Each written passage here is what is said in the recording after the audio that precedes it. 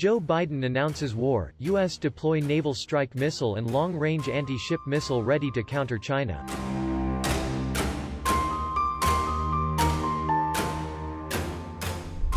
The U.S. military needs to quickly deploy more anti-ship missiles capable of targeting invading forces heading to Taiwan, and ensure American assets within range of Chinese missiles are sufficiently dispersed or hardened against a preemptive strike.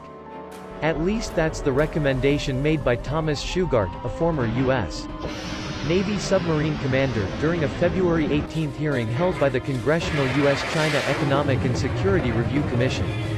Shugart, who is now an adjunct senior fellow with the Defense Program at the Center for a New American Security, also said during his testimony that the U.S. and Taiwan should visibly prepare for a protracted conflict in the event that China attacks the self-ruled island of Taiwan, which China considers as a rogue province and has vowed to take it back by force if necessary.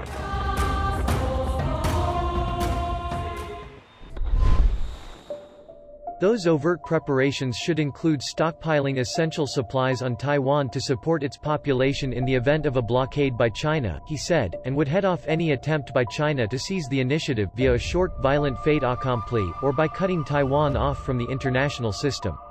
On the anti-ship missiles, Shugart noted that two of the missile types with the capability to target specific ships, the Naval Strike Missile and the Long-Range Anti-Ship Missile, will not be delivered in sufficient numbers under current U.S. procurement's plans to defeat any attempted landing operation by China's People's Liberation Army across the Taiwan Strait. He noted that the NSM is currently slated to be deployed on board the U.S. Navy's littoral combat ships and potentially onboard amphibious assault ships, either of whose survivability operating within the missile's roughly 100 nautical mile range from the Taiwan Strait would be highly questionable.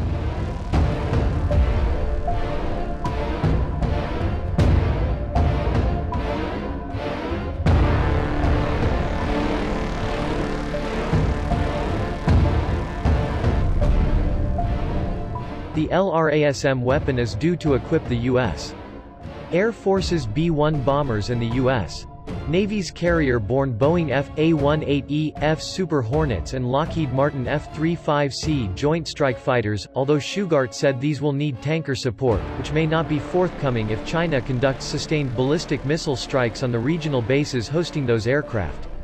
The Navy veteran previously warned that China is believed to be preparing for a preemptive strike on U.S. military bases and other high-value infrastructure targets across the so-called First and Second Island chains if conflict erupts between China and the United States.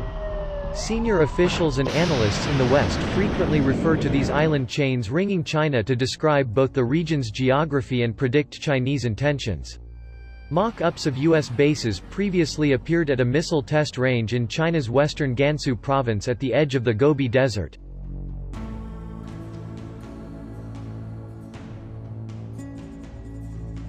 He presented more evidence of this during the February 18 hearing, displaying a satellite photo taken in August 2020 at the test range showing a mock-up of a Boeing E-3 Sentry airborne early warning aircraft, which he noted was not used by any other regional operator except the U.S. Air Force from a base in Okinawa, Japan. This, along with China's increasing deployment of ballistic and other missiles, which put regional American military facilities at risk, is why he is advocating for the geographic dispersal of U.S. assets in theater. Otherwise, fixed facilities or non-dispersed forces that are still fielded within the region must be provided with robust and visibly exercised defenses against precision strike, such as hardening and robust ballistic missile defense, he added.